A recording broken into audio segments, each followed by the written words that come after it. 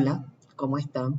Esperamos que hayan visto el video general. Este segundo video está dedicado a hacer un recorrido por los temas de nociones generales y los temas de derecho individual del trabajo. Finaliza con una recomendación de literaturas para derecho individual del trabajo. Nuestra idea es que ustedes hayan visto los 3 videos que vamos a subir al aula virtual antes de nuestra clase del lunes a las 4 de la tarde. Entonces, comienzo a presentar nociones generales y derecho individual del trabajo. En materia de nociones generales, la unidad 1 que vamos a ver, primero, cuáles son las razones de esta disciplina. Aquí vamos a ver un concepto de derecho del trabajo, cuáles son los principios que identifican esta materia. En esta parte vamos a tener como invitado para que nos hable de los principios al profesor Héctor Jaime.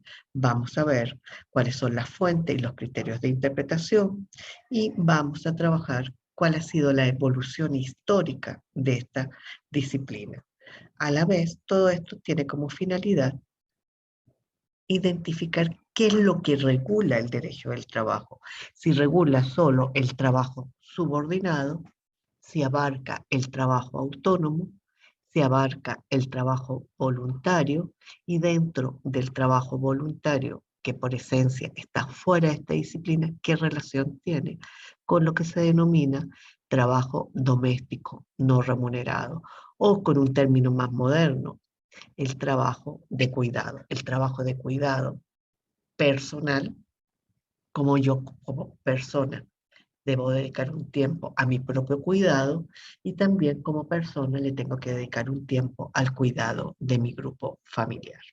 Entonces, en la parte de nociones generales vamos a hacer énfasis en conceptos, principios, fuentes de donde emanan las normas que regulan la prestación de servicio, cuáles son los criterios de interpretación y cómo ha sido, otra palabra clave, el efecto expansivo del derecho del trabajo, que comenzó regulando un tipo de trabajo y ha tratado de ir abarcando otros tipos de trabajo.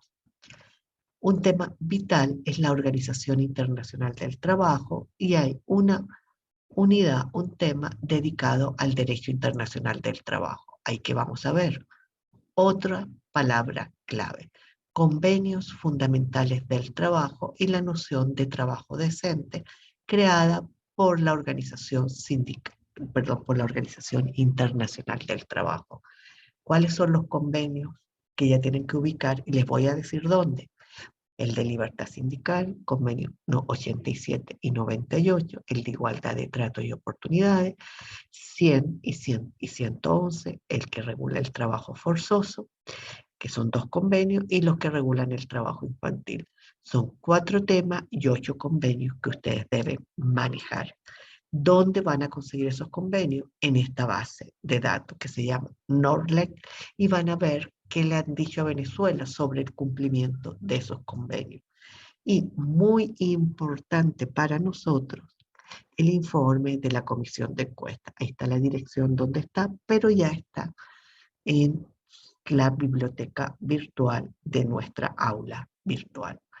Después vamos a pasar al tema de la constitucionalización del derecho del trabajo y las funciones del derecho del trabajo, como les decía al principio, en un Estado social de derecho y de justicia. Vamos a ver qué significa la protección y la promoción del derecho del trabajo, la protección del trabajo como hecho social, la protección de un sujeto constitucional que es la organización sindical y por qué la libertad sindical se considera un derecho humano habilitante protegido por diversos tratados internacionales y que en nuestro caso tiene rango constitucional, porque lo establece la propia Constitución, pero a la vez la Constitución en su artículo 23 señala que incorpora los tratados internacionales en materia de derechos humanos. Vamos a trabajar qué significa el fomento de la negociación colectiva, cuál es la obligación del Estado de promover una negociación colectiva. Dos palabras nuevamente importantes: libre y voluntaria. Y qué importancia tiene ese contrato colectivo con efectos erga omnes, es decir, con efectos generales. ¿Cómo se regula el uso de la fuerza? Recuerden que se supone que solo el Estado puede usar la fuerza, tiene el monopolio de la fuerza, pero el propio orden jurídico, en una situación especial, cede el ejercicio de la huelga a este sujeto constitucional que es la organización sindical. Pero es un uso de la fuerza reglado, es un uso de la fuerza que debe estar sometido a una serie de requisitos. También hay unos medios de solución de conflictos, hay una idea de evitar el uso de la fuerza a través de medios especiales de la solución del conflicto entre el los trabajadores y sus empleadores. Es un conflicto que regula un conflicto entre dos grupos sociales diferentes, dos clases sociales diferentes, y por qué en un Estado social de derecho y de justicia es tan importante la protección al trabajador. Nociones básicas es que hay unos derechos individuales intangibles, ¿qué significa esa palabra? Búsquela en el diccionario, y progresivos, que es la noción de derechos fundamentales del trabajo y la importancia del programa de trabajo decente en nuestra Constitución. De ahí que es tan importante, cuando trabajemos el tema, las lecturas sobre cómo ha sido el proceso de constitucionalización y cómo esa constitucionalización refleja un pacto entre capital y trabajo.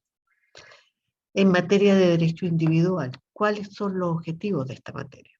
El primero es que ustedes tienen que entender cuáles son los elementos distintivos de este particular contrato, el contrato de trabajo.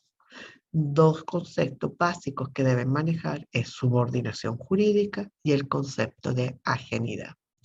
En segundo lugar, que se pretende que ustedes identifiquen los sujetos del contrato de trabajo y algunas figuras muy vinculadas al empleador.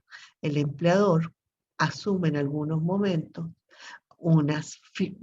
una morfología que a veces hace difícil identificar. Es muy importante que ustedes identifiquen nuevamente palabras clave, que es un intermediario, que es un contratista, que es un grupo de empresas, qué función o qué regulación tienen las cooperativas como sujeto del derecho del trabajo, y nuevamente algo que tiene que ver con la nueva legislación, qué lugar ocupan las comunas en la regulación de los sujetos del derecho del trabajo. También deben aprender a analizar cuáles son los requisitos que se deben cumplir para la formación del contrato y qué efectos produce este contrato. También es importante que ustedes entiendan cuáles son los elementos clave de la regulación de la remuneración, el régimen del salario, cómo se regula el tiempo de trabajo, qué es tiempo de trabajo, con sus tanto en su versión de jornada de trabajo, como de descanso de trabajo, como de vacaciones, qué sistemas de estabilidad laboral, o sea, qué limitaciones tiene el empleador para poder terminar el contrato de trabajo existe en el país, cuáles son los supuestos, hoy muy importantes, de suspensión de la relación de trabajo. Uno de esos supuestos fue el que se aplicó por la pandemia COVID-19. Y por último, nos planteamos finalizar que ustedes logren entender qué es el sistema de prestaciones e indemnizaciones por término de la relación de trabajo y cómo puedan calcular cuánto es lo que se le debe cancelar o que se le debe pagar a un trabajador o cuánto o cuánto ustedes tienen derecho como trabajadores cuando finaliza su relación de trabajo. Estos serían los objetivos que nos vamos a plantear para desarrollar cada uno de los temas del programa referidos a lo que se denomina derecho individual del trabajo. ¿Y cuáles son esos temas? El tema 5. Recuerden que en el aula virtual tienen el programa, así que lo ideal es que ustedes vean esta presentación, debió haberlo dicho al principio, con el programa en la mano. El tema 5 refiere al contrato de trabajo. Ahí que vamos a trabajar el concepto de trabajo, de contrato de trabajo, cuál es la naturaleza jurídica de este especial contrato. Nuevamente vuelvo a insistir las palabras clave: subordinación jurídica, ajenidad, cuáles son y remuneración como elementos diferenciadores, y qué diferencia el contrato de trabajo con otro tipo de contratos civiles y mercantiles. El tema 6 está dedicado a las personas. En materia de derecho individual, ¿cuáles son las personas? El trabajador, hay diversos tipos de trabajador, el patrono y diversas figuras cercanas o similares al patrono. Nuevamente, intermediario y contratista son conceptos claves para ustedes. En derecho colectivo, ¿cuáles son las personas? El sindicato.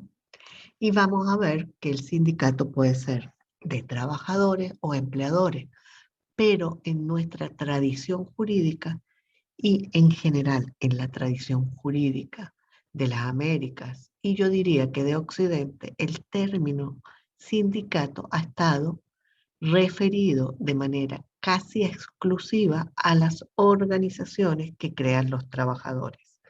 Los empresarios tienden a organizarse con otras modalidades y en general la legislación las reconoce, que son las cámaras empresariales.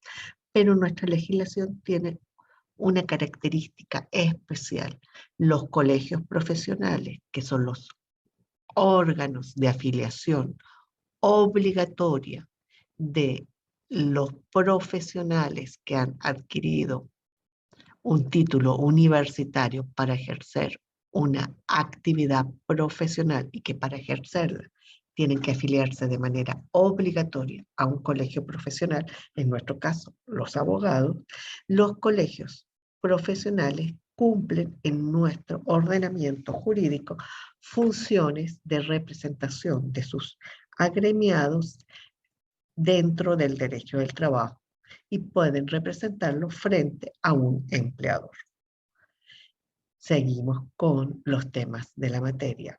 ¿Cómo se construye o cómo se crea un contrato? El tema 7 es la formación. ¿Cuál es la capacidad? ¿A qué edad puedo celebrar un contrato de trabajo? ¿Qué edad tiene que tener una persona para poder celebrar un contrato de trabajo? ¿Se requiere ser mayor de edad o no se requiere ser mayor de edad? ¿Qué formalidades es necesario que el contrato sea por escrito? ¿Qué tipos de contrato existen en nuestra legislación? ¿Cuáles son los casos? ¿Qué tipos de nulidades? Cuando estamos frente a un supuesto de nulidad absoluta, cuando estamos frente a un supuesto de nulidad relativa. ¿Y qué pasa cuando se establece una modalidad, ya sea de contratación, o se trata de utilizar unas características de ese contrato que no reflejan lo que realmente las partes quisieron, por las razones o el contenido real del contrato? Nulidad y fraude a la ley. Cuando, por ejemplo, se establece un salario diferente al que realmente se paga. Y por último, ¿qué pasa con la ley de las comunas y los contratos de trabajo que parecen existir en esa ley? Ahí inclusive hay un problema. La ley de la comuna casi establece un contrato de trabajo con adscripción territorial obligatoria. ¿Eso es posible? Son los temas que vamos a discutir. Recuerden que les decíamos desde el comienzo que la nueva legislación presenta problemas para analizar las regulaciones de acuerdo al a la forma tradicional que se había regulado la prestación de servicios subordinada. En el tema 8 vamos a ver los efectos del contrato de trabajo. ¿Cuáles son los derechos y obligaciones del empleador y del trabajador? Otro término, ¿qué es el jus variandi? Vamos a trabajar el jus variandi, que es una potestad del empleador. ¿Cuáles son las características de esa potestad del empleador? ¿Cuáles son sus límites? ¿Cómo se regulan las invenciones que se realizan en ejecución del contrato de trabajo, con especial referencia a los derechos de autor de los trabajadores bajo relación de trabajo? El tema nuevo está dedicado al salario. ¿Qué es el salario? ¿Cómo se ha construido y cuál ha sido la evolución de la construcción del concepto salarial? ¿Qué tipos de salario prevé nuestra legislación y cuáles son los mecanismos que establece la ley para proteger el salario? Acá otro término que es importante. El salario es una obligación alimentaria. Recuerden civil. Entonces, vamos a trabajar el salario desde esa perspectiva. El tema 10 está dedicado a la participación en los beneficios. ¿Qué significa esto? La participación de los beneficios, dos conceptos básicos: unidad económica y la diferencia entre utilidades y la bonificación de fin de año, la bonificación sustitutiva del reparto de utilidades. En el tema 11, vamos a estudiar la jornada de trabajo. Y ahí, central, tipo de jornada: ordinaria, extraordinaria, diurna, nocturna, mixta, jornada parcial. Un tema importantísimo por la pandemia: jornada y teletrabajo, formas de pago de la jornada, cómputos de tiempos de movilización del trabajador a su sitio de trabajo, si eso se contabiliza dentro de la jornada. Van a ser temas que vamos a tocar cuando estemos trabajando la regulación legal de la jornada. El tema 2 está dedicado al descanso. Los diversos tipos de descanso. Hay un descanso dentro de la jornada, hay un descanso entre una jornada y otra, hay un descanso semanal, hay un descanso anual, y en teletrabajo hay un derecho a la desconexión. Hay un derecho a desconexión dentro de la jornada y hay un derecho de desconexión después de la jornada. Todo eso, la regulación del teletrabajo va a estar transversal en varios temas.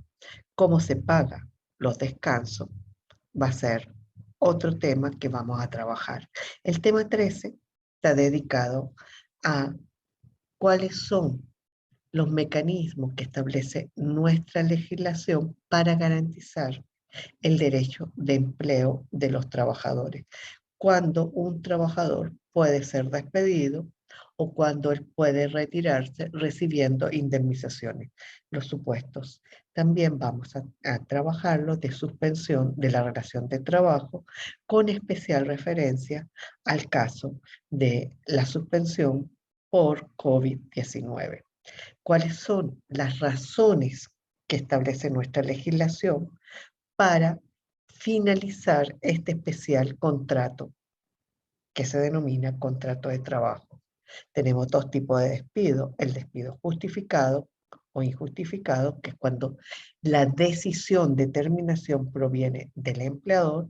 Tenemos dos tipos de retiro: el retiro justificado o injustificado, cuando la decisión proviene del trabajador, y también tenemos el supuesto que cuando ambas partes deciden dar por finalizada la relación. Y por último, vamos a ver todas las prestaciones e indemnizaciones por la terminación de la relación de trabajo. ¿Cuál es el concepto de prestaciones sociales? Como la frase prestaciones sociales es una frase muy singular y muy propia de la historia legislativa venezolana. ¿Y qué significa prestaciones sociales? si han existido cambios en su regulación, qué es el preaviso, qué es la antigüedad, si la indemnización doble por despido volvió o nunca se fue.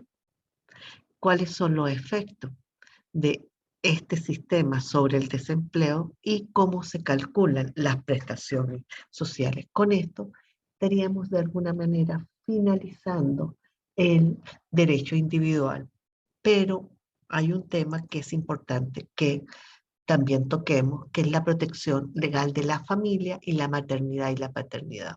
Acá los temas clave ¿se acuerdan que le hablé de los trabajos?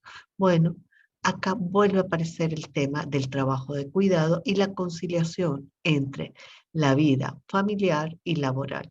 Y tema que se ha puesto muy en el tapete porque la pandemia ha significado que parte del trabajo se esté realizando en el domicilio personal del trabajador. Acá vamos a estudiar qué son los permisos pre y postnatal, cuánta duración tienen, qué efectos tienen, cuál es la regulación del permiso de paternidad, si hay permisos para cuidado a la familia, cómo se regula la lactancia y cuál es la obligación del empleador en torno a establecer centros de educación inicial para los hijos de sus trabajadores hasta los 6 años. ¿Cuáles son los textos que ustedes pueden utilizar para la parte de derecho individual? El primero que con Hugo nos encanta es la nueva didáctica del trabajo de un profesor muy querido por nosotros, fallecido, el profesor Rafael Alfonso Guzmán, y les sugerimos la última versión que está adaptada al decreto ley. También hay un texto del profesor César Carballo Meno, que ustedes van a ver sus clases de Derecho Colectivo en su canal. Tenemos un texto del profesor Juan García Vara para que trabaje todo lo que es procesal laboral y los artículos en la revista de Derecho del Trabajo y en la revista Gaceta Laboral. También hay un viejo texto que se llama Comentario a la Ley Orgánica del Trabajo y su Reglamento, que es una obra coordinada por el profesor Óscar Hernández Álvarez, que refiere a la Ley Orgánica del Trabajo del 90, pero que hay conceptos básicos que siguen igualmente vigentes a pesar de las transformaciones.